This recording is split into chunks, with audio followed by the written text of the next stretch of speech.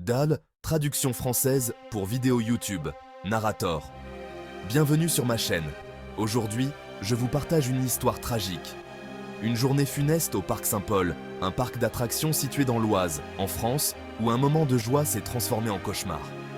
Le 4 juillet 2020, Elodie, une jeune mère de 32 ans, fêtait le 2e anniversaire de son fils au parc.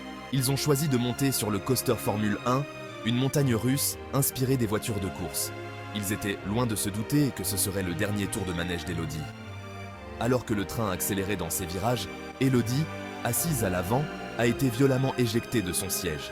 Son compagnon s'est désespérément accroché à elle, mais dans un virage brutal, elle a été projetée hors de l'attraction.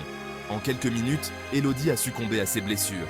Transition musicale vers une mélodie sombre. 4 ans plus tard, l'enquête a abouti à de graves accusations. Gilles Campion, le propriétaire du Parc Saint-Paul, est désormais jugé pour homicide involontaire. Les accusations sont aggravées par un mépris flagrant des protocoles de sécurité. L'enquête a révélé des détails choquants. Il a été constaté que la barre de sécurité de l'attraction avait été meulée, compromettant son intégrité. Des questions se sont posées. Était-ce de la négligence? Ou pire, était-ce délibéré? Campion, qui est également le neveu du célèbre forain Marcel Campion, maintient son innocence. Il affirme que des contrôles de sécurité étaient régulièrement effectués et que ce tragique accident était le résultat de circonstances imprévisibles. Son équipe de défense s'apprête à faire valoir que l'attraction avait passé toutes les inspections nécessaires.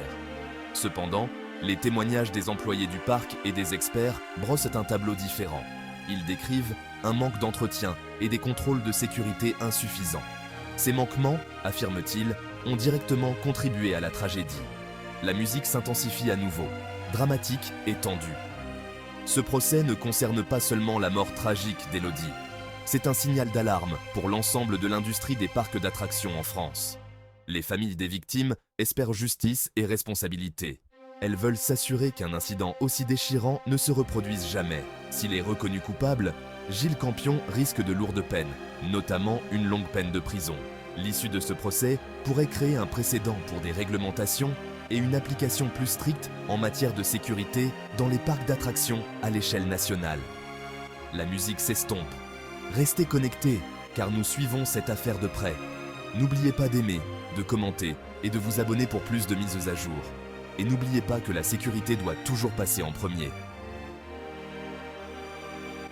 Musique de fin, sombre et réflexive.